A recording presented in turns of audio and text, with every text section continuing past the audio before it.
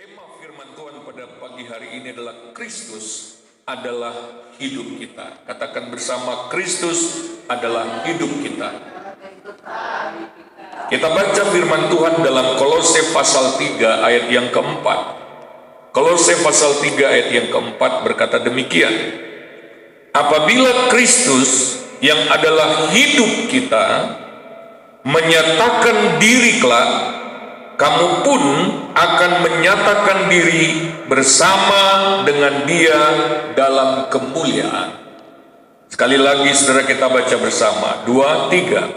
Apabila Kristus yang adalah hidup kita menyatakan diri kelak, kamu pun akan menyatakan diri bersama-sama dengan Dia. Haleluya.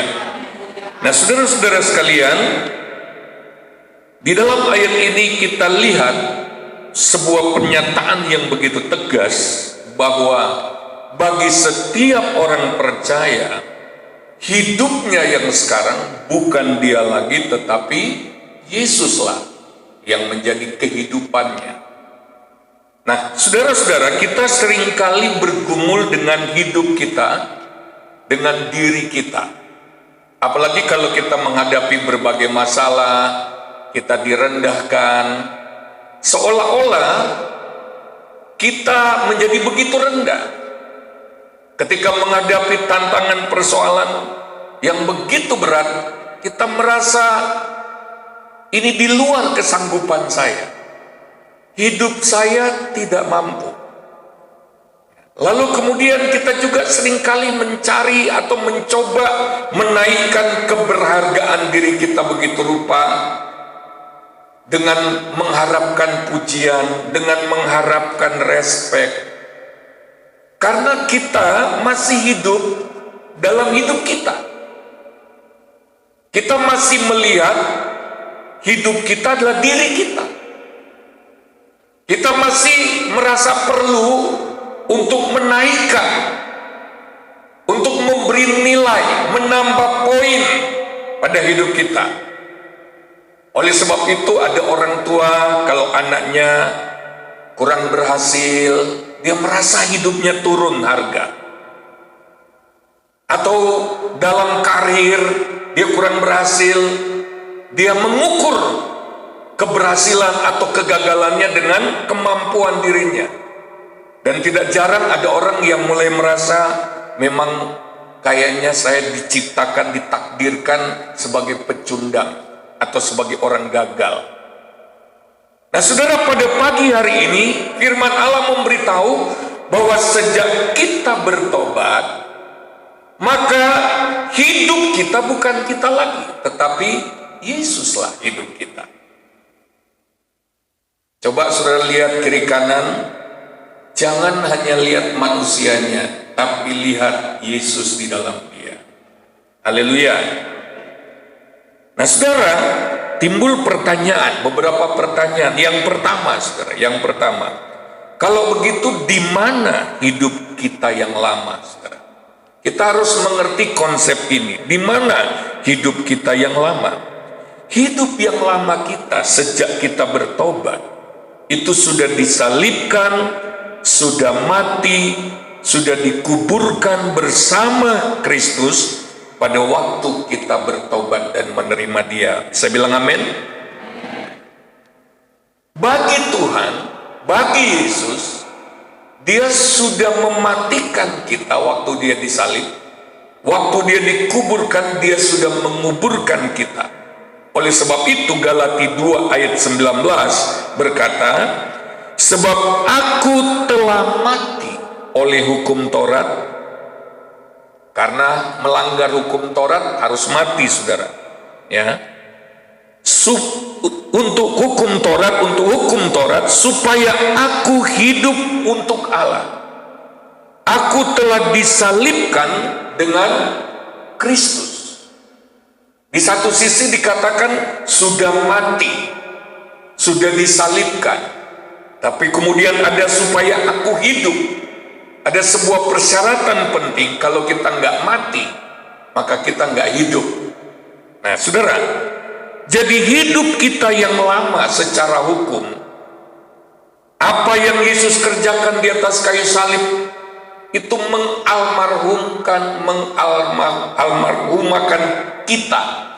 Kita sudah almarhum sudah mati. Ya, saya bilang amin. Bisa nangkap maksudnya? Bilang kiri kanan, kamu yang dulu sudah almarhumah. Yang kelihatan itu cuma casing doang. Ayo kita sadar bahwa waktu Yesus disalib, waktu kita bertobat terima Dia, telah terjadi pergeseran. Hidup kita yang lama sudah digeser, sudah dialmarhumkan, sudah jadi jenazah. Yang ada di kita saat ini adalah hidupnya Yesus. Roma pasal 6 ayat 3. Sebab ada banyak anak Tuhan amnesia rohani. Dia terus balik pada dirinya yang lama. Dia terus melihat dirinya yang bangkit, yang bereaksi dirinya. Nanti kita belajar. Roma 6 ayat 3. Atau tidak tahukah kamu bahwa kita semua yang telah dibaptis dalam Kristus telah dibaptis dalam kematiannya. Pada waktu kita dibaptis, kita disatukan dengan Kristus. Itu berarti kita disatukan dengan Yesus juga pada waktu Yesus mati di salib. Kematian Yesus adalah kematian kita. Di hadapan Allah itu sudah terjadi.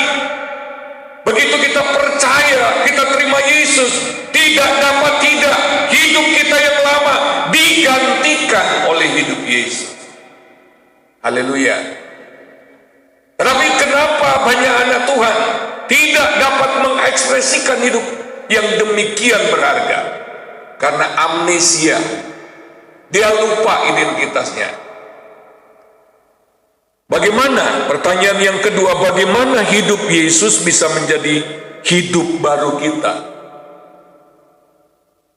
Pada waktu kita bertobat menerima Yesus, bukan hanya kematian Yesus yang diberlakukan kepada kita, tetapi juga kebangkitan Yesus diberlakukan kepada kita. Roma 6 ayat 4 berkata, dengan demikian kita telah dikuburkan bersama-sama dengan Dia oleh baptisan dalam kematian, supaya sama seperti Kristus telah dibangkitkan dari antara orang mati oleh kemuliaan Bapa, demikian juga kita akan hidup dalam hidup yang baru. Katakan bersama, hidup yang baru. Ya. Jadi pada waktu kita bertobat, kita juga dibangkitkan. Jadi Yesus bangkit, itu adalah kebangkitan orang yang percaya. Tapi dia bukan bangkit dengan hidup yang lama bangkit meneh, bukan. Bukan hidup yang sebelumnya yang bangkit, tetapi dia bangkit dengan hidup yang disusupkan baru, hidup yang dimasukkan, hidup yang diterima, hidup baru, yaitu hidup Yesus sendiri. Roma 6 ayat 8. Jadi jika kita telah mati dengan Kristus, kita percaya bahwa kita akan hidup juga dengan Dia. Haleluya. Katakan lagi, diriku yang lama sudah mati. Nah, begitu banyak orang Kristen mengira dia masih diri yang lama. Dia tertipu. Galati 3 ayat 27 kita baca bersama. 2, 3. Karena kamu semua yang dibaptis dalam Kristus telah mengenakan Kristus. Telah. Setiap orang yang sudah terima Yesus Kristus, dia sekarang makainya, dia mengenakan, yang dia kenakan adalah Kristus. Di dalam manusia batinianya yang dia pakai adalah Kristus. Hanya saja banyak anak Tuhan belum mengaktifasi, belum memberdayakan. Ya. Sekali lagi, kalau kita benar-benar sudah bertobat lahir baru, di dalammu itu hidupnya baru. Di dalammu hidup itu adalah Kristus yang sekarang hidup dalam dirimu adalah Kristus. Luar biasa. Haleluya. Mari kita lihat seperti apakah hidup Kristus yang menjadi hidup kita sekarang ini. Yang pertama, saudara, itu adalah hidup yang menghidupkan seluruh aspek hidup kita. Seharusnya seperti itu. Galati 2 ayat 20. Namun aku hidup, tetapi bukan lagi aku sendiri yang hidup, melainkan Kristus yang hidup di dalam aku. Katakan, Kristus yang hidup di dalam aku. Lalu, dan hidupku yang kuhidupi sekarang di dalam daging, sampai fisik ya, daging, adalah hidup oleh iman dalam Anak Allah yang telah mengasihi aku dan menyerahkan dirinya untuk aku. Jadi hidupnya secara daging, dia mengandalkan, mengimani Kristus yang ada dalam dirinya sebagai kehidupannya. Haleluya.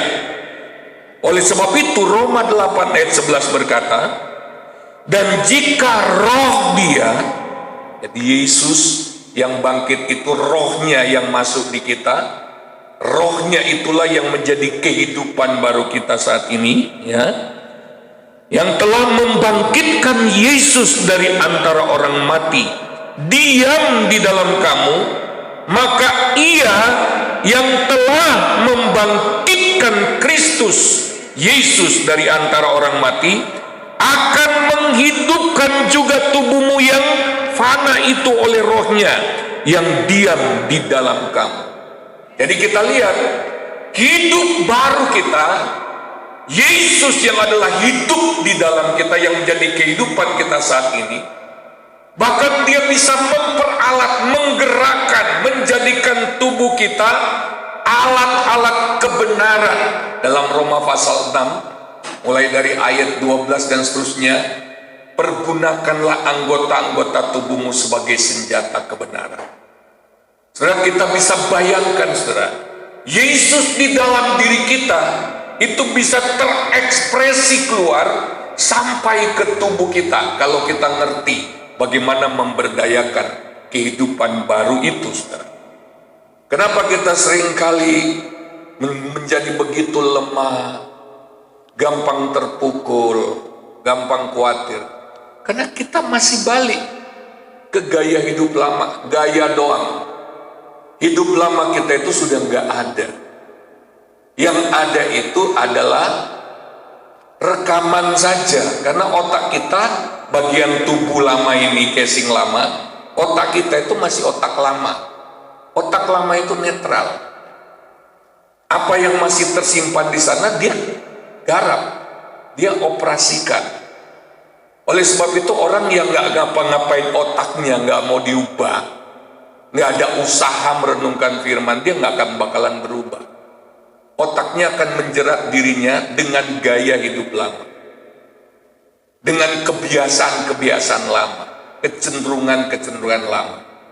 Saudara, kalau potong kepala ayam mendadak, dia masih bisa terbang. Secara medis ayamnya udah mati, tetapi gayanya masih ada. Gaya yang tersimpan di tubuhnya. Apalagi kecoa bisa 3 hari. Nah, ada banyak orang Kristen, dia lebih hebat dari kecoa. Dia bisa 40 tahun jadi orang Kristen, ya, tapi gaya hidup lamanya yang otomatis, yang terbawa itu masih dipakai. Kenapa? Nggak ngapa-ngapain nih otak. Itu masih terekam. Dan memang di tubuh ini ada rekamannya. Ya. Nah, mari kita lihat, saudara. Hidup Yesus itu di dalam kita menjadi hidup baru, dia bisa menggerakkan, mengaktifkan seluruh aspek hidup kita kalau kita tahu rahasia. Haleluya. Sekarang kebanyakan orang Kristen ini masih dirinya yang kelihatan. Ya, reaksi-reaksinya kelihatan sekali. Ya, dia masih dikuasai oleh hidupnya yang lama. Kalau ada godaan dosa, dia pasti bilang kalah lagi, ya. Karena dia masih hidup dengan hidupnya yang lama. Ya. Yang kedua, saudara, hidup Yesus yang menjadi hidup kita saat ini adalah hidup yang sama sekali baru, yang tanpa masa lalu. Haleluya.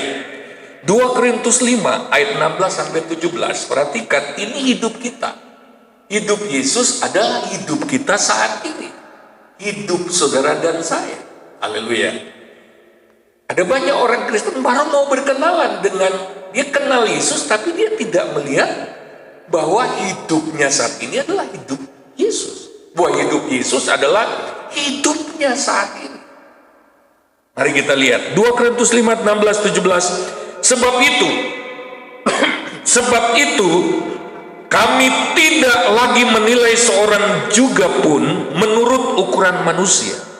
Dan jika kami pernah menilai Kristus menurut ukuran manusia, sekarang kami tidak lagi menilainya demikian. Mengapa? Jadi siapa yang ada dalam Kristus, ia adalah ciptaan baru, yang lama sudah berlalu, sesungguhnya yang baru sudah datang. Ini ciptaan baru. Oleh sebab itu, kalau kita melihat istri yang sudah bertobat jadi anak Tuhan, walaupun baru belum muncul hidup Kristusnya, maka penilaian kita bukan istri yang lama. Maksudnya bukan hidupnya yang lama. Kita juga melihat, para istri melihat suaminya, dia tidak melihat lagi ini suami yang dulu, bukan. Dia melihat ini ciptaan baru. Dia mulai menilai ini lain. Di dalam dia ada potensi Kristus. Berapa banyak suami istri yang saling mengutuki. Dasar, memang kamu dari keluargamu sudah model begini. Dulu ketika kami menikah, saudara, saya orang yang gagap sekali. Ngobrol itu nggak bisa, benar-benar nggak bisa. Kalau keluarga istri saya datang ke rumah saya lebih baik masuk kamar. Kalau mereka 1 hari di rumah, saya 1 hari di kamar, nggak mau keluar. Ya, nahan semua. Karena kalau keluar nanti kelihatan gobloknya gitu. Itu pikiran saya waktu. Sulit sekali saya untuk berkembang. Sampai ada kalanya kalau pergi ke pertemuan hamba Tuhan, males. Ya, kalau diajak ngobrol nggak ada. Apalagi juga saya berpikir saya nggak punya kelebihan apa-apa. Saya rendah sekali. Tuh, pikiran saya. Sudah pendeta. Saya belum melihat hidup saya yang sebenarnya. Saya belum melihat bahwa hidup saya ini saat ini adalah Kristus. Saya masih melihat James Muaya, latar belakang keluarganya ini, sukunya ini, datang ke Jawa, ya, UAU di Jawa, nggak ngerti apa-apa.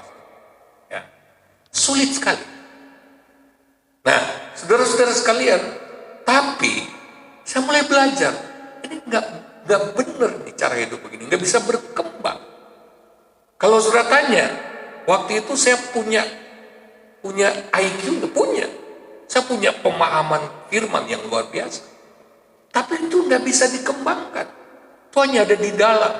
Karena saya dikurung, saya dipenjarakan oleh perspektif, oleh pandangan saya terhadap hidup saya. Ini hidup James Muaya yang pecundang. Ini James Muaya yang gak punya apa-apa. Ini James Muaya yang latar belakang sukunya, keluarganya jelek. Ya. Saya mengukur diri saya berdasarkan hidup saya yang lama. Tapi Paulus berkata begini, mulai saat ini, kalau dulu aku begitu, sekarang aku nggak lagi mengukur dengan ukuran manusia. Haleluya. Dia mulai melihat orang dengan ukuran baru. Ukurannya apa? Yesus. Dia mulai melihat di balik orang itu yang masih tersembunyi, itu ada Kristus di sana. Orang yang baru ini yang udah bertobat, sekarang hidupnya bukan dia lagi. Di sana ada hidupnya Yesus. Oleh sebab itu, Mother Teresa ketika ditanya, kenapa kamu mau peluk orang kusta, kamu mau menyentuh, kamu nggak dapat apa-apa. Dia bilang, no, saya tidak melayani orang kusta. tidak melakukan apa-apa bagi mereka. Loh, yang kau buat itu apa? Aku melihat Kristus di dalam mereka. Jadi yang kulayani, yang kucintai adalah Kristusnya. Dia nggak cinta pelayanan, bahkan saya nggak mencintai pelayanan itu. Siapa bilang saya cinta pelayanan? Yang saya cinta Kristusnya. Jadi ketika dia melayani Kristusnya. Dia bukan melayani pelayanannya. Ketika dia melayani orang-orang yang dia lihat itu Kristusnya. Bisa nangkap? Kenapa kita sering kecewa? Kita melayani orang. Yang kita layani orang, lalu kita berharap orang itu mengertilah sedikit. Kita berharap orang itu ya respect lah, menghargailah, ada timbal balik. Itulah yang membuat banyak anak Tuhan itu menjadi kecewa. Ketika dia berbuat baik, dia berbuat baik sama orangnya. Dan otomatis saudara, upahnya, timbal baliknya harus dari orang itu.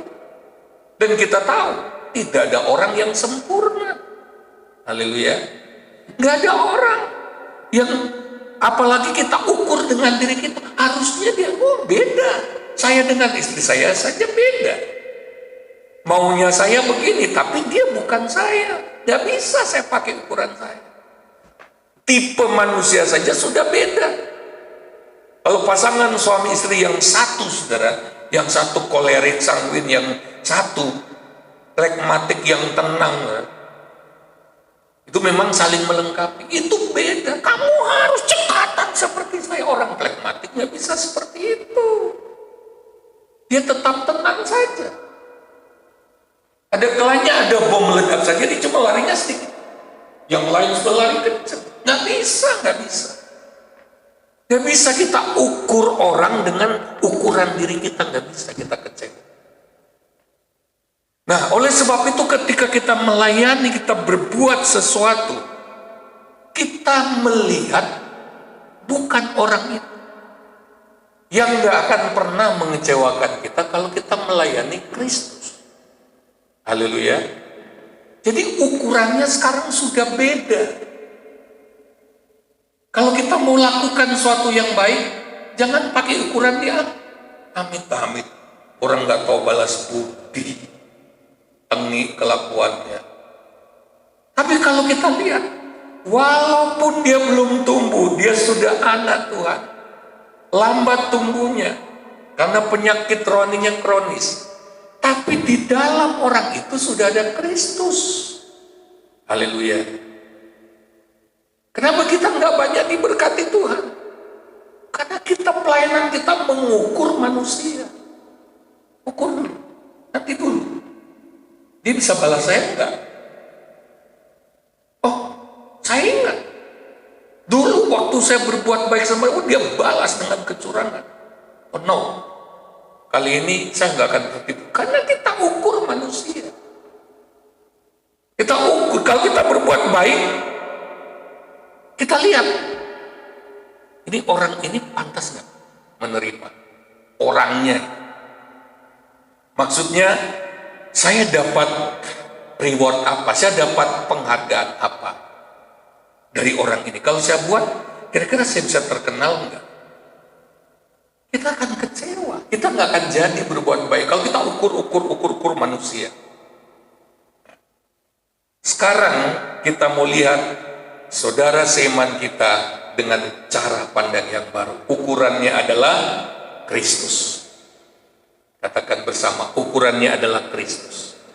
Jadi kalau kita berhadapan dengan orang, bahkan kalau kita berhadapan dengan orang yang sangat mengecewakan kita, ya, sangat, maka kita melihat begini, apa yang bisa saya bantu di orang ini supaya Kristus yang ada dalam dirinya bisa diberdayakan. Haleluya. Supaya kelakuannya yang tengik itu bisa berubah. Kasihan nih orang. Amin. Kalau kita ukur dia terus, nggak ada harapan nih, nggak ada harapan. Mari kita lihat yang ketiga. Hidup kita yang baru itu adalah hidup yang dilahirkan dari benih dan DNA yang berbeda. dengan hidup kita yang lama. 1 Petrus 1 ayat 3. Terpujilah Allah dan Bapa Tuhan kita Yesus Kristus, yang karena rahmat-Nya yang besar telah melahirkan kita kembali oleh benih DNA kebangkitan Yesus Kristus dari antara orang mati kepada suatu hidup yang penuh pengharapan. Jadi hidup baru dalam kita itu udah beda asal usulnya dengan hidup kita yang sebelumnya. Beda. Asal usul hidup kita yang sebelumnya itu keturunan Adam yang banyak sekali kecenderungan dosanya, saudara. Banyak sekali kerapuhan. Tapi pada waktu kita dilahirkan kembali, kita lahir kembali oleh kebangkitan Kristus. Yesus bangkit, mengalahkan maut, lalu kemudian hidup kebangkitan, roh kebangkitan itulah yang dimasukkan dalam kita. Jadi sekarang ini di dalam diri kita bersemayam hidup dengan kualitas yang luar biasa, kualitas ilahi. Sifat DNA-nya itu, gennya itu, benihnya itu benih ilahi. Haleluya. Haleluya. Kalau kita nggak sadar ini, itu nggak bisa berkembang. Kalau kita lebih sadar diri kita yang lama, kita nggak sadar dengan hidup yang baru ini, kita akan terus terjebak dengan gaya hidup yang lama. Kita terus diboikot, kita akan terus dibelenggu. Ya. Mari lihat yang keempat. Hidup baru kita ini adalah hidup yang penuh pengharapan. Tadi dikatakan dalam 1 Petrus 1 ayat 3. Hidup yang penuh pengharapan akan kemuliaan yang semakin hari semakin besar. Nggak langsung besar ya. Dalam Kolose, kita lihat dulu Kolose 1 ayat 27. Kepada mereka Allah mau memberitahukan betapa kaya dan mulianya rahasia itu di antara bangsa-bangsa lain, yaitu Kristus ada di tengah-tengah kamu, Kristus yang adalah pengharapan akan kemuliaan. Amin. Ada pengharapan akan kemuliaan. Dalam 2 Korintus pasal 3 ayat 17-18 dikatakan begini, sebab Tuhan adalah roh, dan di mana ada roh Allah, di situ ada kemerdekaan. Dan kita semua mencerminkan kemuliaan Tuhan dengan muka yang tidak berselubung, dan karena kemuliaan itu datangnya dari Tuhan yang adalah roh, maka kita diubah menjadi serupa dengan gambarnya dalam kemuliaan yang semakin besar. Ada kemuliaan datangnya dari roh. Nah, di dalam ayat yang ke-17 dikatakan, sebab Tuhan adalah roh, dan di mana ada roh bahkan. Lalu kemudian roh yang sama itu dikatakan, ya, dan karena kemuliaan itu datangnya dari Tuhan yang adalah roh, maka kita diubah. Katakan bersama, diubah. Inilah yang harus kita ikuti prosesnya, proses berubah.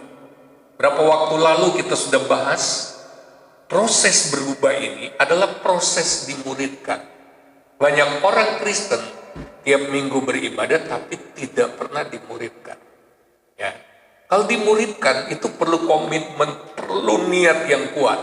Karena tiap hari alat yang memuridkan, yang Tuhan pakai memuridkan, misalnya dia seorang, ya, tidak harus saya. Saudara bisa dimuridkan oleh teman saudara yang sudah lebih dari saudara. Ya. Nah, Tuhan pakai itu tiap hari harus dicek. Jadi kalau saya cek saudara, bagaimana ya ibadah tadi malam, apa yang sudah dilakukan, ini penting untuk perubahan. Sebab kalau dibiarkan, pasti yang sudah dicek saja itu enggak semuanya dilakukan. Apalagi enggak dicek di Pak Ora Kewai, ya pasti sudah lupa khotbah-khotbah yang lalu karena belum jadi perbuatan. Kenapa nggak jadi perbuatan? Nggak berubah, nggak jadi perbuatan karena nggak dimuridkan. Di Pak Ora Kewai, kayak peternak ayam, ya, ayam yang baru netas, Dikasih makanan, dia makan atau enggak, kasih jagung karapnya. Walaupun ditotol-totol enggak kemakan, ya pokoknya aku sudah kasih makan, enggak dicek. Ya. Pemuritan itu penting. Enggak akan ada perubahan tanpa pemuritan. Nah, ketika kita ngerti pemuritan itu bukan, oh itu tugas gembala, enggak. Orang yang dimuridkan tujuannya supaya memuridkan. Haleluya. Pemuritan itu adalah kita diajar oleh orang lain supaya mengajar orang lain. Sekali lagi, kita diajar oleh orang lain supaya mengajar orang lain. Nah, pada waktu kita melakukan proses ini, maka kita punya pengharapan akan kemuliaan. Maksudnya apa? Ketika kita melihat saudara kita kok belum berubah, kita tidak berharap dia. Kita berharap Kristus yang ada di dalam dia. Amin. Jadi kita selalu berkata, selama dia masih hidup, masih ada harapan. Orang bilang, berharap pada orang seperti itu, kamu nggak tahu dia. Oh enggak, saya nggak berharap sama orang itu. Saya berharapnya pada Kristus yang ada di dalam dia. Haleluya. Haleluya.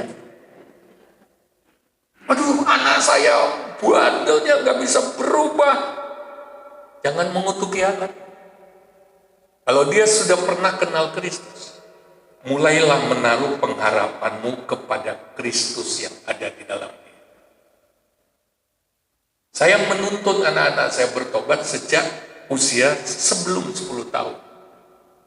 Mereka semua berdua pada waktu itu sudah nangis-nangis di tempat tidur.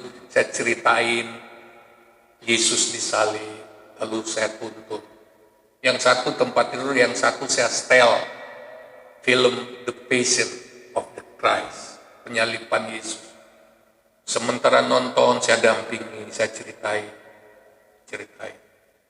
Begini loh, nah itu sebetulnya kamu ada dosa nggak? Pernah salah nggak? Salah. Nah, tapi itu Tuhan Yesus yang naik ke sana, nanggung hukuman. Kamu mau terima Tuhan Yesus nggak? Sebelum 10 tahun.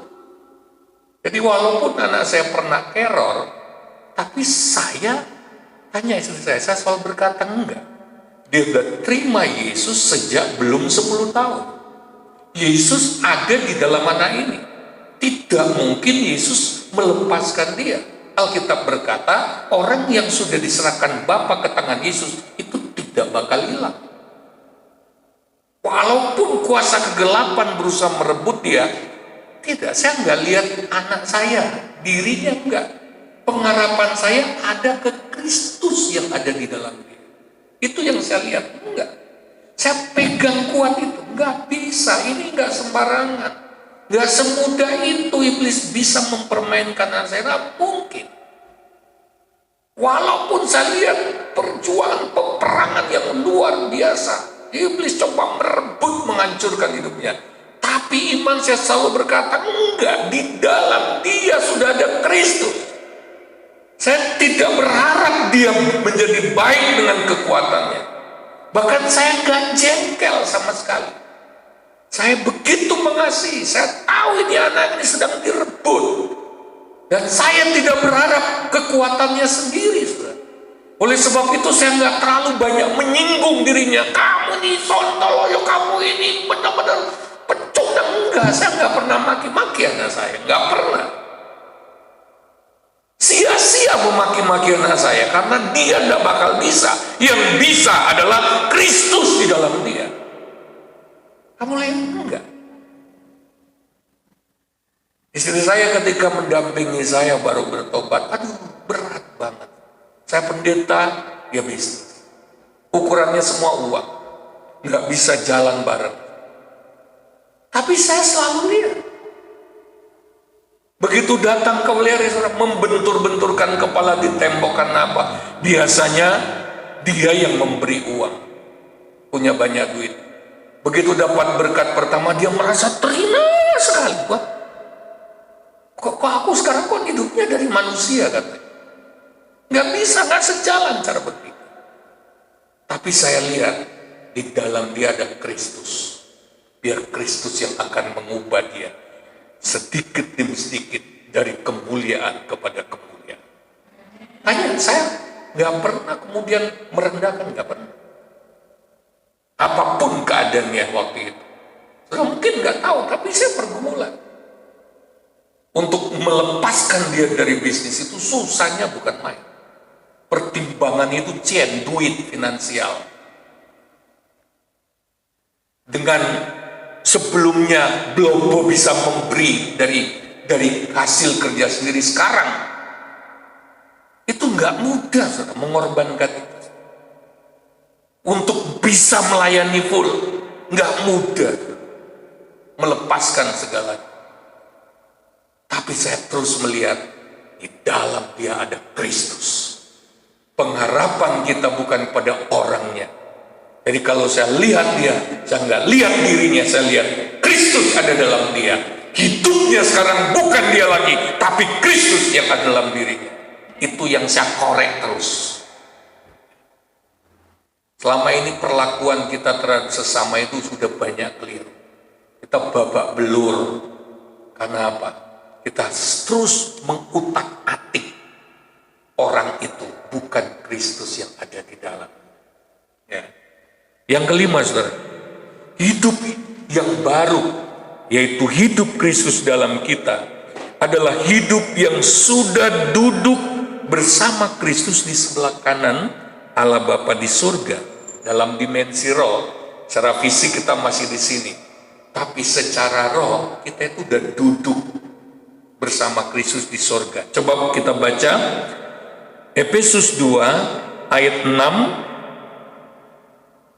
Efesus 2 ayat 6 berkata demikian, dan di dalam Kristus Yesus ia telah membangkitkan kita, lalu apa?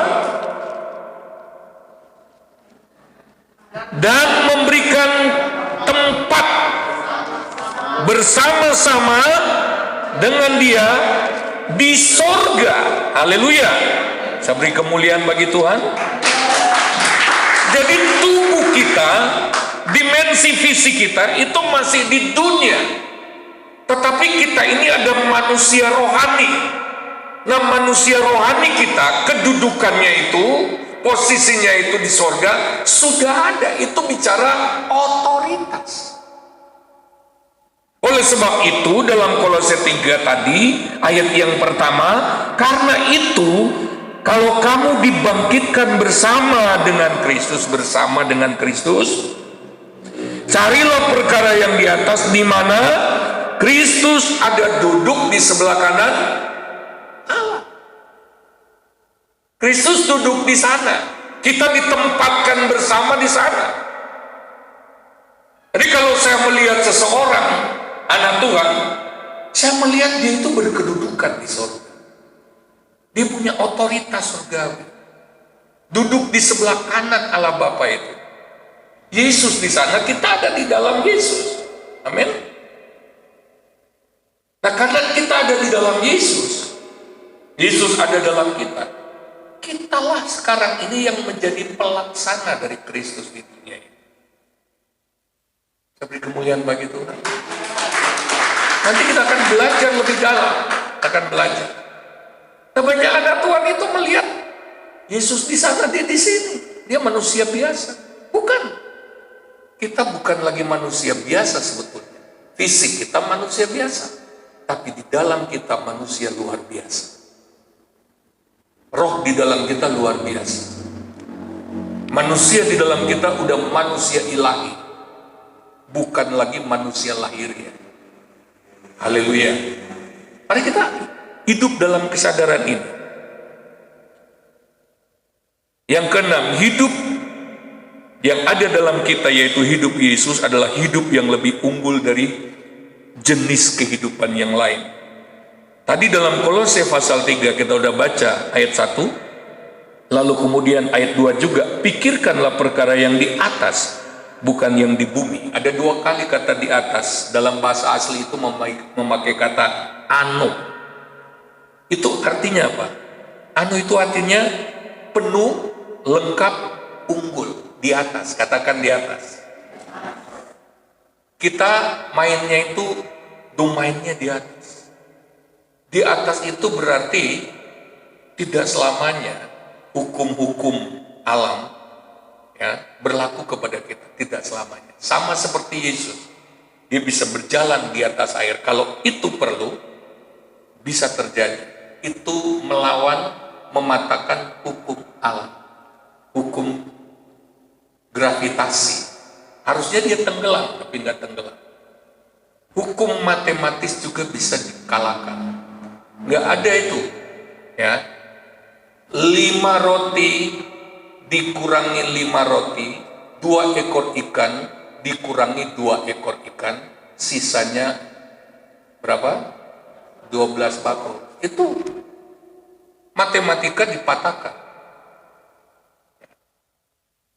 Hidup yang ada di kita, pada saat diperlukan, dia bisa bergerak di atas hukum alam. Amin. Makanya ketika kita menghadapi persoalan, kalau tujuan hidup kita, kalau kita sedang berjalan dalam agendanya Tuhan, hukum-hukum alam bisa nggak berlaku. Dunia berkata, sekarang situasinya beda. Hukum-hukum ekonomi sekarang ini sulit menghitung ke depan bagaimana. Tapi anak Tuhan yang hidup dalam agenda kerajaan Allah, hukum itu bisa dibalik. Haleluya. Orang bilang COVID membuat semuanya terpuruk. Orang kehilangan pekerjaan, omset menurun, penghasilan menurun. Tetapi Hansen, dia 2 kali lipat hari ini. Sampai dia geleng-geleng kepala, aneh ya. Sekarang 2 kali lipat penghasilan dibanding sebelum corona. Sampai dia berkata begini, aku sekarang merasa kok uang melulu, kapan aku jadi signifikan, kapan aku jadi berarti. Dia sekarang mulai berpikir, bukan lagi mengejar uang, tapi menjadi berarti bagi banyak orang. Aneh. Hukum-hukum ekonomi yang diberantakin oleh COVID nggak berlaku bagi anak-anak Tuhan tertentu. Haleluya. Karena apa? Ada hidup yang unggul. Kalau kita memiliki hidup yang unggul ini, kita nggak perlu takut. Dia bisa berjalan di atas hukum Allah. Bahasanya beda. Ada ayat berkata, orang yang lahir dari atas, yang datang dari atas, dia tidak berkata-kata cara dunia, tapi dia berkata-kata yang surgawi. Haleluya. Bahasanya beda. Dia bukan ngarang, bukan. Ada orang Kristen ngarang, tapi dia nggak tahu dasarnya. Hari ini kita tahu, kalau kita ngomong karena kita tahu dasarnya, itu bukan kita. Tapi hidup kita saat ini adalah Kristus. Amin. Itu hidup yang unggul. Coba katakan, aku memiliki hidup yang unggul. Manusia sekarang mencoba merekayasa, mengedit DNA, mengedit gen. Oleh sebab itu pemimpin-pemimpin dunia ketakutan. Mereka mencoba mengambil, memilih, mengedit ya, dari gen manusia, DNA manusia yang paling sempurna, menyingkirkan yang jelek-jelek untuk kemudian dibangun manusia model baru yang bisa hidup 500 tahun tanpa potensi-potensi penyakit, bahkan bisa lebih. Saudara bisa bayangkan manusia nggak mati-mati. Sekarang saja penduduk dunia itu sudah begitu banyak. Kalau mereka akan bikin itu, ini kecerdasan manusia. Mereka coba edit, mereka ingin menemukan spesies baru manusia dengan mengedit DNA, gen manusia, dipilihi begitu rupa. Lalu kemudian mereka ingin ciptakan. Sekarang kan teknologi cloning kan, cuma itu kan masih dilarang untuk manusia. Karena itu sangat berbahaya. Nah saudara, kita nggak perlu di cloning cara begitu, nggak perlu diedit. Tuhan sudah edit kita. Kita sudah diberi hidup jenis baru, hidup ilahi. Saya beri kemuliaan bagi Tuhan. Hidup dalam kita yang udah beda. Mau COVID, mau nggak COVID, andalkan hidup barumu, aktifkan, maksimalkan itu. Kita itu kecapean, kelelahan itu karena apa? Kita menghadapi hidup ini dengan cara hidup yang lama. Cuma caranya, hidupnya sudah nggak ada. Caranya saja yang masih kita tiru-tiru. Ya. 1 Yohanes 4 ayat 4 berkata, kamu berasal dari Allah. Katakan lagi, kamu berasal dari Allah, anak-anakku. Dan kamu telah mengalahkan nabi-nabi palsu itu, sebab roh yang ada di dalam kamu lebih besar daripada roh yang ada di dalam dunia. Haleluya. Hidup dalam kita, roh dalam kita, hidupmu yang baru, hidup Kristus yang menjadi hidupmu saat ini, itu lebih besar dari roh-roh yang ada dalam dunia. Lebih besar dari virus. Saya bukan berarti menganggap enteng, bukan. COVID-19 itu memang begitu jahatnya, tetapi kita punya kekuatan lebih dari itu. Haleluya. Roh di dalam kita lebih besar, jangan tertipu. Kenapa ayat ini muncul? Rupanya ada banyak anak Tuhan merasa kecil berhadapan dengan roh-roh yang dalam dunia ini. Apalagi ini? Ini masalah apa lagi? Krisis apa lagi? Hidup dalam kita lebih besar daripada yang ada dalam dunia. Yang ketujuh, hidup yang baru yang kita miliki yaitu hidup Yesus adalah hidup yang menjadikan kita lebih dari pemenang. Katakan bersama, lebih dari pemenang. Mari lihat Roma pasal 8. Saya lupa Roma ayatnya. Tapi yang saya mau baca bagian ini saja. Siapakah yang akan memisahkan kita dari kasih Kristus? Penindasan atau kesesakan atau penganiayaan atau kelaparan atau ketelanjangan atau bahaya atau pedang, seperti ada tertulis, oleh karena engkau kami ada dalam bahaya maut sepanjang hari. Wow, sepanjang hari bahaya maut terus. Kami telah dianggap sebagai domba-domba sembelihan. Jadi sudah ditetapkan dia harus mati ini orang. Dia harus disembelih ini orang. Ya. Tetapi dikatakan dalam ayat 37, tetapi dalam semuanya itu kita lebih dari pemenang, daripada orang-orang yang menang oleh Dia yang telah mengasihi kita. Amin. Kita lebih dari pemenang bukan oleh diri kita. Kita lebih dari pemenang karena yang bergerak adalah Dia yang mengasihi kita. Siapa Dia? Hidup Kristus yang menjadi hidup kita saat ini. Baru kita lebih dari orang-orang yang menang. Oleh sebab itu kalau kita menang, kita nggak bisa bilang, wah, gua hebat. Enggak. Kita nggak bisa memuji-muji diri, dahsyat aku. Bukan kita, tetapi oleh Yesus Kristus. Pertanyaannya, apakah ada yang sukar bagi Yesus? Apakah ada pergumulan yang Yesus tidak berdaya menanganinya? Apakah ada masalah yang bisa membuat Yesus KO? Enggak ada.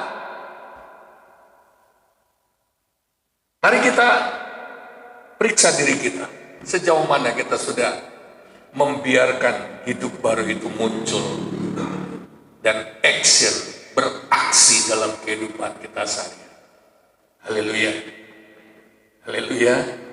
Orang kalau sudah mengalami masalah, udah mulai tertekan, sebentar lagi dia akan mulai meledak, marah-marah. Benar apa enggak? Benar? Masalah sudah begitu berat, mulai stres, entar lagi dia, kalau dibiarin terus, stres, depresi, entar lagi dia fisiknya mulai sakit-sakitan. Kenapa? kita menghadapi hidup ini dengan diri kita yang lama. Kita nggak izinkan hidup baru itu bergerak. Yang kedelapan, hidup itu, hidup Kristus yang menjadi hidup kita adalah hidup yang memampukan kita memancarkan sifat dan kekuatan Kristus. Amin. 1 Yohanes 2 ayat 6 berkata, barang siapa mengatakan bahwa ia ada di dalam dia, ia wajib hidup sama seperti Kristus telah hidup. Wajib. Kenapa wajib?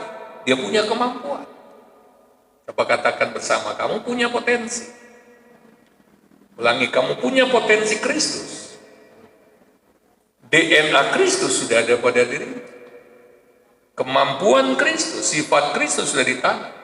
Oleh sebab itu wajib. Kalau saudara diperintahkan seorang mengantar sesuatu jalan kaki, kalau jalan kaki setengah jam, tapi kalau naik motor 5 menit. Kalau dia pakai motor wajib 5 menit sampai. Amin. Dia sudah diberi fasilitas. Kalau dia nggak punya motor ya tetap setengah jam jalan kaki. Udah pakai motor ya 5 menit. Begitu juga kalau kita sudah hidup dalam Kristus, Yesus jadi hidup kita, maka wajib. Karena apa? Kita sudah diberi kemampuan. Amin. Kita nggak bisa bilang, saya nggak bisa. Loh, siapa yang suruh kamu bisa? Bukan kamu. Yesus sudah di dalam kamu. Dialah yang akan membuat kamu hidup sama seperti dia. Amin. Kecuali kita mau bertahan dalam hidup kita yang lama. Coba lihat Yohanes 14 ayat 12. Ini lebih luar biasa, kita baca bersama. 2, 3. Aku berkata kepadamu, sesungguhnya barang siapa percaya kepadaku, ia akan melakukan juga pekerjaan-pekerjaan yang aku lakukan, bahkan pekerjaan-pekerjaan yang lebih besar daripada itu, sebab aku pergi kepada Bapa. Haleluya. Bahkan kita bisa melakukan pekerjaan-pekerjaan yang lebih besar daripada yang Yesus pernah kerjakan dulu. Kenapa? Dulu Yesus masih secara fisik, tapi sekarang dia roh yang tinggal di dalam diri kita, sudah tidak dibatasi lagi. Haleluya. Haleluya. Saudara percaya bisa melakukan pekerjaan-pekerjaan yang lebih besar? Kurang besar apa pekerjaan Kristus di waktu lalu? Kurang itu sudah gede-gede banget. Sudah dahsyat-dahsyat banget. Tapi Tuhan Yesus masih menjanjikan bahwa kalau kita percaya, kalau kita hidupkan dia dalam diri kita, dia bisa melakukan pekerjaan-pekerjaan yang lebih besar daripada yang pernah dia kerjakan. Amin. Proyek-proyek kita bisa lebih besar. Karena apa? Bukan kita sendiri lagi. Ketika kita bekerja, gerakkan tangan Yesus ikut bekerja. Amin. Amin. Ketika kita duduk, kita bukan duduk sendiri, tapi Yesus duduk. Bahkan lebih tepatnya ketika Yesus berdiri menggerakkan kita, kita berdiri. Ketika kita mau berbicara, kita sambungkan dulu dengan Yesus di dalam. Tuhan Yesus, aku mau bicara. Biarlah bukan hanya aku yang bicara, aku jadi speaker aja, engkau yang berbicara. Haleluya. Para salesman misalnya, ketika dia jalankan marketing, dia coba memasarkan, dia jangan berangkat sendiri. Biarlah Yesus yang bawa dia. Jadi pada waktu dia bicara, dia diurapi oleh Tuhan. Kita sudah belajar itu, bahwa berbuat baik pun harus diurapi. Waktu Yesus berkeliling berbuat baik, Rasul berkata, ia diurapi. Dan dia keliling, dia berbuat baik, dia menyembuhkan. Hanya untuk berbuat baik saja harus diurapi. Yesus harus diurapi. Yesus harus diurapi. Kita pun, kalau berbuat baik, kayaknya kita bisa pilih perbuatan baik yang paling enteng. Tapi Yesus, dia diurapi. Walaupun perbuatan baik itu kelihatan kecil, tapi kalau diurapi, ada dampaknya kalau diurapi. Yang kita hadirkan bukan sekedar perbuatan baik, tapi ada Kristus yang ada di sana. Ada efeknya. Ketika kita melepaskan perbuatan baik di tengah kota, kota ini akan mengalami kuasa perbuatan baik Kristus, bukan perbuatan baik kita. Itu bisa mengubahkan. Mengapa kalau kita berbuat baik pada seorang nggak mengubahkan orang itu? Karena diri kita tidak berdoa minta diurapi. Nah, itu berbuat baik. Apalagi bekerja harus diurapi. Ketika Tuhan memilih Bezaleel untuk bangun bangunan fisik, untuk bangun bangunan fisik, kemah suci, juga bait Allah. Kalau kita baca dalam kitab Maliat, saya kasih lagi. Mereka dipenuhi dengan roh Allah hanya untuk mengerjakan bangunan fisik. Jadi diurapi itu bukan karena semua melayani di sini. Dalam kehidupan sehari-hari dalam bekerja, kita perlu diurapi. Jadi ketika kita bekerja, itu kita semua sama seperti para pendeta, para hamba Tuhan. Mau khotbah dia berdoa, minta diurapi. Begitu juga ketika kita bekerja, kita minta Tuhan mengurapi kita. Oleh sebab itu, setiap sentuhan, setiap aktivitas kerja kita, itu bukan kita saja yang ada di situ, tapi sebenarnya Kristuslah yang sedang menghasilkan pekerjaan-pekerjaan besar bagi kita. Ada di antara kita yang mungkin, pekerjaanku nggak berkembang, bisnisku nggak berkembang, karirku nggak berkembang. Mulai saat ini, hidupkanlah Kristus dalam hidupmu sehari-hari. Orang nggak perlu ukur ya. Jangan ukur sekalian, jangan ukur dengan ukuran manusia. Jangan ukur dengan ukuran manusia. Ada yang mungkin merasa saya pendidikannya nggak nyampe. Tetap ada proyek besar yang Tuhan sediakan bagi. Haleluya. Saya modalnya nggak ada. Percaya. Kalau hidup Yesus itu mulai beraksi, modal hidup Yesus saja bisa. Tuhan bisa buka jalan. Dia bisa membawa kita pada pekerjaan-pekerjaan yang besar. Beri kemuliaan bagi Tuhan.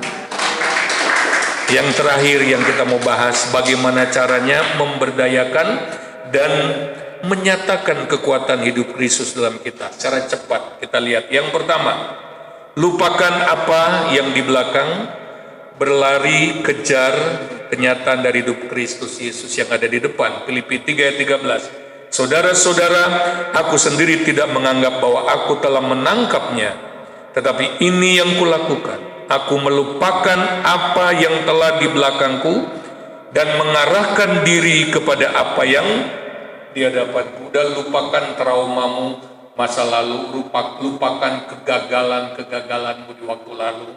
Lupakan ketidakberhasilan, ya. Lupakan semua. Sekarang ini baru. Kita tidak boleh mengganjal roda kehidupan baru kita dengan mengingat-ingat yang udah di belakang kita. Wah, nanti kalau saya ngalamin lagi kayak dulu bagaimana? Wah, nanti, ya saya sudah trauma itu. Saya gagal waktu itu, saya nggak berhasil, malah saya dihina-hina. Sudah tidak perlu diingat-ingat. Sekarang kita mulai lembaran baru dengan hidup baru dalam Kristus. Ini tidak boleh terganjal, ini harus berputar dengan lancar. Amin. Lupakan aja. Termasuk keberhasilanmu di masa lalu. Kalau itu keberhasilan dari dirimu sendiri, wah waktu itu aku punya pengalaman, aku berhasil. Jangan andalin pengalaman di masa lalu. Sekarang ini andalannya adalah hidup baru, hidup Yesus dalam dirimu. Amin. Hidup baru, potensi baru. Jangan saya pengalaman, bukan itu. Lupakan. Lupakan keberhasilanmu di masa lalu, lupakan kegagalan di masa lalu. Lihatlah dirimu yang sekarang. Sekarang ini Yesus dalamku sudah siap-siap untuk bergerak, untuk siap action. Sekarang ini dia sudah siap untuk membawa kita kepada hal-hal yang lebih besar di kemuliaan bagimu. Saya harap firman Tuhan pagi hari ini nggak berlalu sia-sia. Saudara-saudara yang masih ikut 4M ini akan terus dibahas, dipritili, kalau ada masalah disampaikan. Yang kedua, lihat, sampah itu bukan tidak harus berarti itu kotoran. Ya, sesuatu yang disebut sampah bisa saja itu ukuran manusia, itu ukuran yang mulia, tetapi dibanding Kristus itu sampah. Mari lihat Filipi 3:7-8. Tetapi apa yang dahulu merupakan keuntungan bagiku, keuntungan ya, dulu, sekarang kuanggap rugi karena Kristus. Artinya apa? Wow, kenapa aku nggak tahu sejak dulu Kristus? Aku rugi, aku mengalami kerugian. Nah, malahan segala sesuatu kuanggap rugi karena pengenalan akan Kristus Yesus Tuhanku. Karena pengenalan akan Kristus Yesus Tuhanku dan hidupku, haleluya, lebih mulia daripada semuanya. Oleh karena dialah aku telah melepaskan semuanya itu dan menganggapnya sampah, supaya, ini kurang lengkap, supaya aku bisa memperoleh Kristus. Haleluya. Hidup Yesus, ada yang harus kita lepaskan. Walaupun itu, ini sebenarnya lumayan hasilnya. Apalagi hal-hal yang gak ada gunanya dalam hidup saudara, kok dipertahan-tahanin? Yesus harus diberi ruang gerak yang seluas-luasnya. Tidak boleh dipersempit dengan sampah-sampah. Saya berdoa, Tuhan, tolonglah hidup saya kepingin berkembang, ingin maju. Tapi Yesus tidak menemukan ruang gerak dalam diri saudara. Kenapa? Karena terlalu banyak sampah, terlalu banyak hal-hal yang saudara pertahankan. Dan alasan saudara ini menguntungkan, ini lumayan. Tapi kalau itu bukan Kristus, lepaskan, itu cuma sampah. Apa saja, termasuk pelayanan kami hamba Tuhan. Saya harus hati-hati. Saya harus lihat, yang saya kerjakan ini pelayanan Kristus, Yesus yang menggerakkan atau saya? Kalau saya yang menggerakkan, saya sedang mempersempit gerakan Yesus. Berarti pelayanan ini saya harus hentikan, walaupun kelihatannya membuat saya populer, menguntungkan. Tapi kalau Kristus tidak gerakan, saya harus menghentikannya. Itu pelayanan, tapi sampah. Semua yang bukan Kristus itu sampah. Haleluya. Walaupun bangga, saya bisa bayangkan sekian jadwal yang selama ini, wow, itu mengangkat saya, kami suami istri.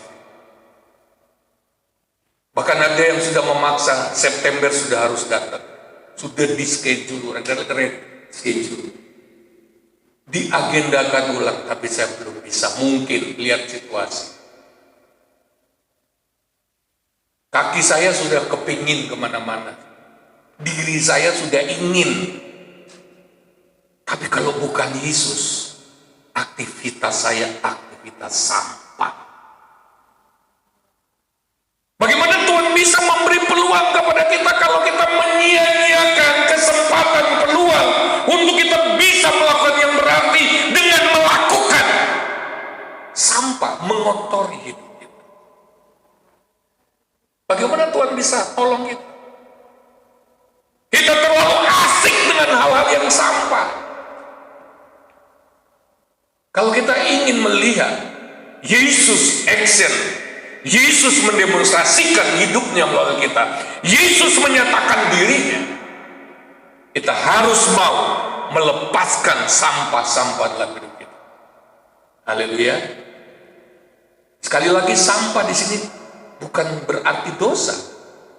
Bisa saja sesuatu itu menguntungkan, mulia, tetapi karena itu bukan Kristus, itu sampah. Pastikan kita selalu terkoneksi dengan Kristus sehingga apa yang kita buat itu Yesus yang buat. Amin. Yesus yang kerjakan. Itu tidak akan menghasilkan sampah. Kita tahu artinya sampah, saudara? Sampah kalau disimpan-simpan bisa timbul penyakit. Betul banget. Kalau saudara melakukan segala sesuatu bukan Yesus yang melakukan, itu akan pasti menimbulkan masalah. Dia pasti gerogoti bidang-bidang kehidupan saudara yang lain. Dan kalau hidup saudara nggak seimbang, itu akan menimbulkan penyakit. Itu bisa berarti penyakit fisik, bisa penyakit sosial, bisa penyakit pernikahan, bisa penyakit macam-macam.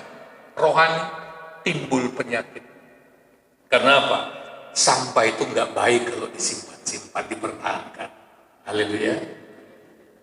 Kita harus singkirkan sampah. Kalau enggak, kita yang akan kesakitan sendiri. Virus-virus, banyak virus di sampah-sampah itu. Banyak kuman-kuman. Tahu-tahu hidup sudah keracunan.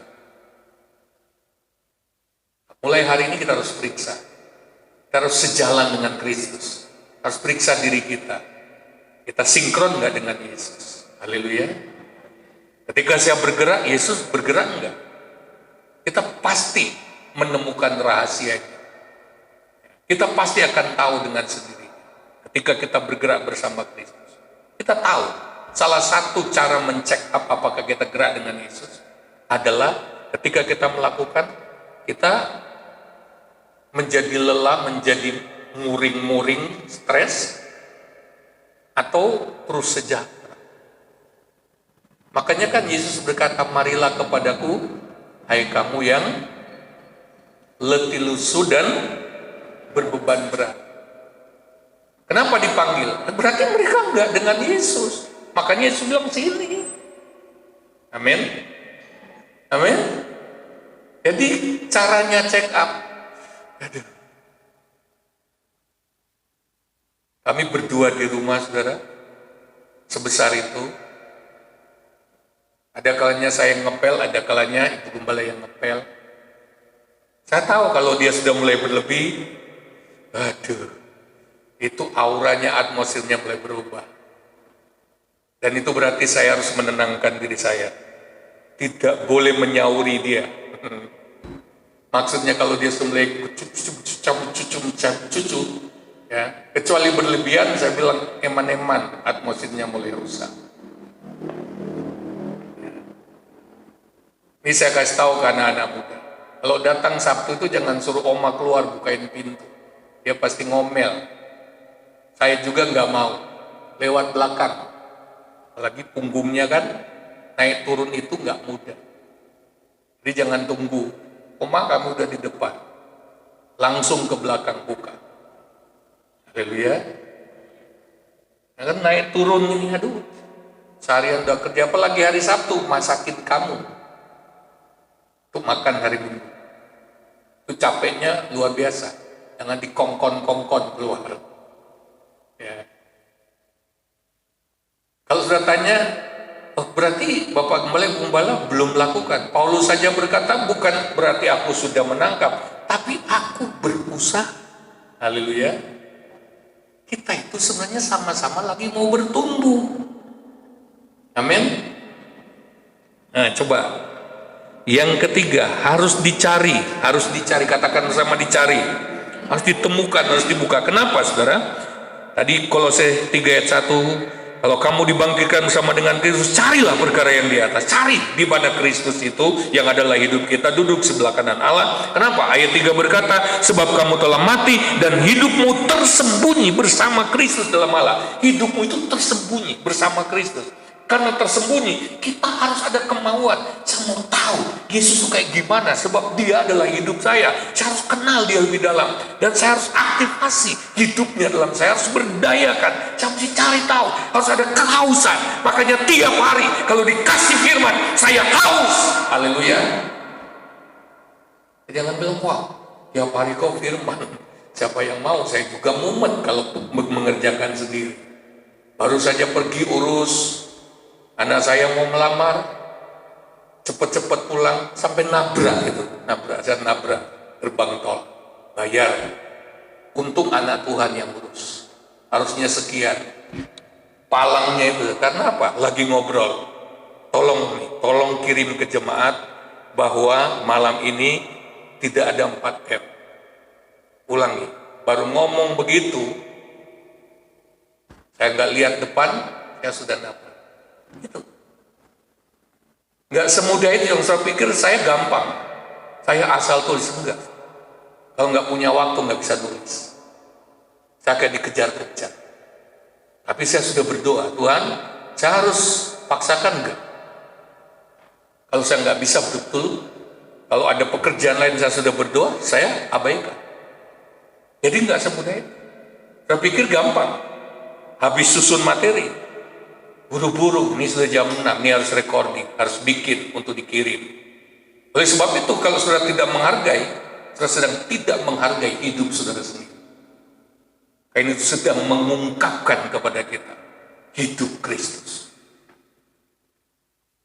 Saya tanya kepada banyak hamba Tuhan, siapkan khotbah hari Minggu seperti ini saja. Mereka berdoa 1 minggu. Tapi saya tiap hari bikin khotbah, bikin artikel. Saya mungkin bikin, jangankan artikelnya, cari lagunya saja mau dicantumkan. Itu bisa mumet, ini lagu apa yang cocok. Begitu recording, lagunya lain lagi. Oleh sebab itu, kalau sudah nggak punya kausan, nggak ada pewahyuan, garing, bosen ngikuti itu, garing.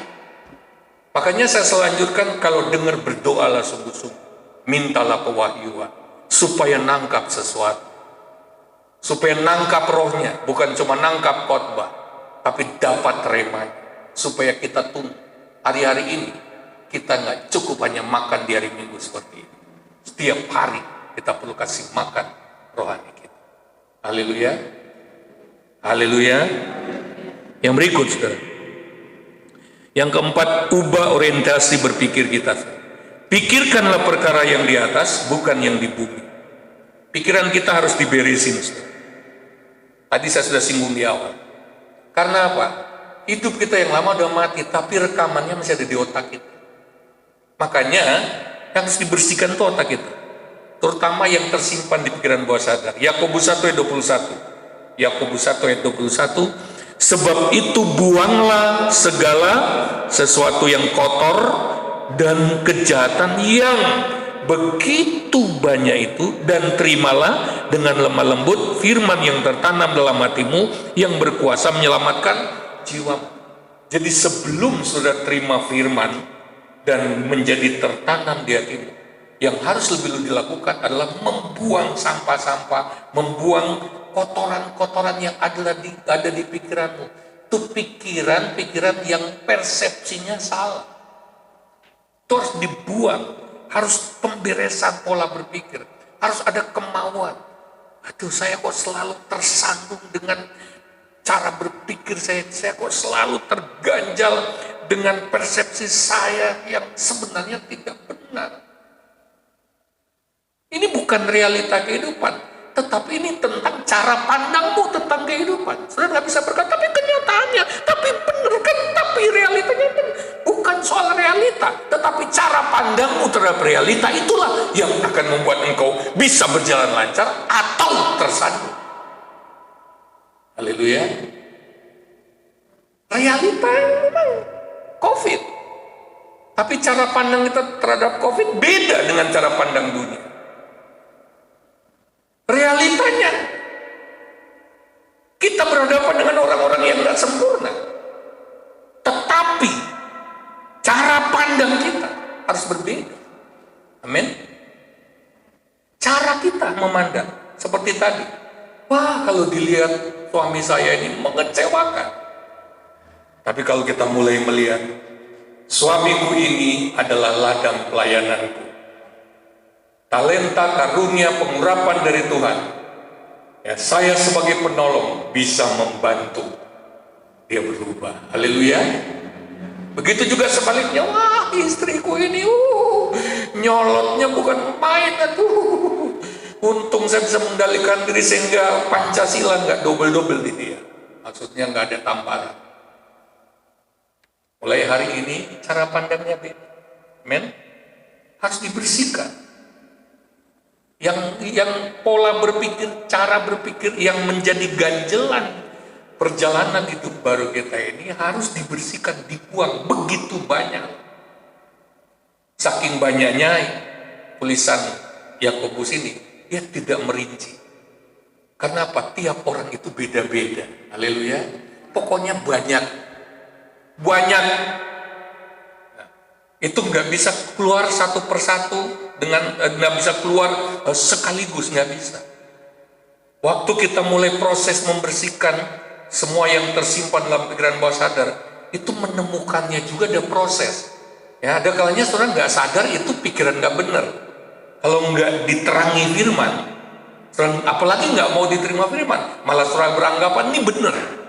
Itulah saya. Itu apalagi kalau saudara sama sekali nggak mau membersihkan. Firman Tuhan nggak ada area dalam hidup saudara. Dikasih banyak firman sekalipun nggak bisa masuk. Karena apa? Sudah kakean di dalam. Harus dibuang. Haleluya. Saya bilang amin. Harus dibersihkan. Cara berpikir kita harus diubah. Kalau kita dapat firman, jangan biarkan berlalu begitu saja. Kita dengar firman hari ini, kita buka lagi di rumah, kita renungkan lagi.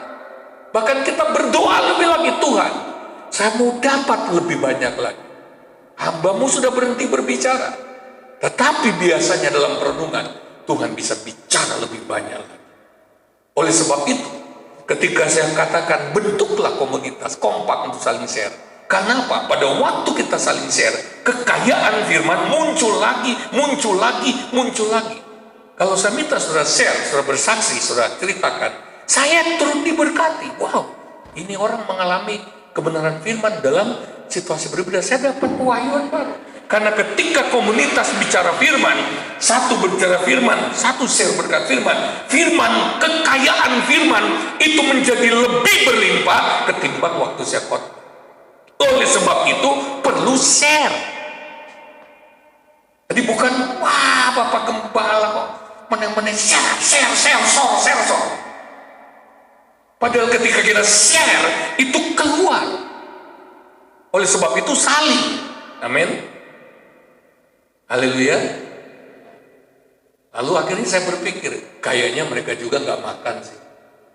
Mungkin cara mereka menyikapi firman, makanya nggak ada sharing. Kalau nggak bisa, pakai suara. Ya. Yang berikut sudah.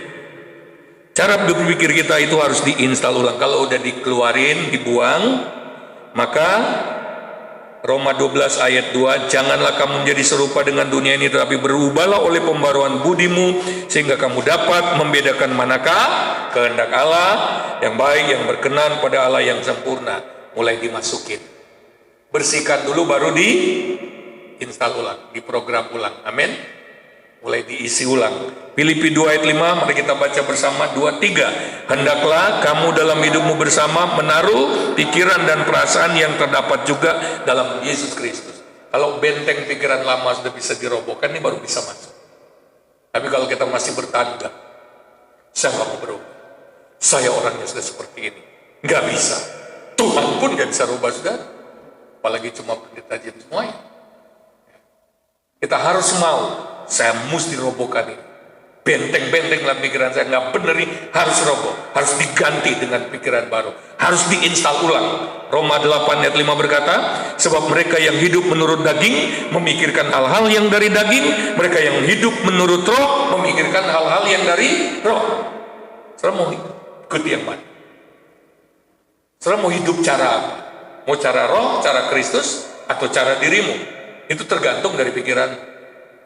Saudara nggak bisa berjalan sejauh pikiran saudara, yang lebih jauh dari pikiran saudara. Saudara nggak bisa melebarkan hidupmu lebih luas daripada pikiran saudara. Saudara ingin menginginkan sesuatu yang luas, tapi pikiran saudara masih pakai pikiran yang lama, pikiranmu akan menjegal, akan membatasi langkah. Saudara akan terkurung dalam tembok berpikir. Makanya 2 Korintus pasal 5 berkata, Paulus harus merobohkan benteng-benteng yang dibangun oleh keangkuhan manusia, yang dibangun oleh siasat manusia, dihancurkan, dirobohkan, dan menaklukkannya kepada Kristus. Haleluya. Kalau benteng cara berpikirmu enggak dihancurkan, diganti dengan Kristus, ditaklukkan ke Kristus, hidupmu enggak akan berubah. Silakan kita coba. Ya.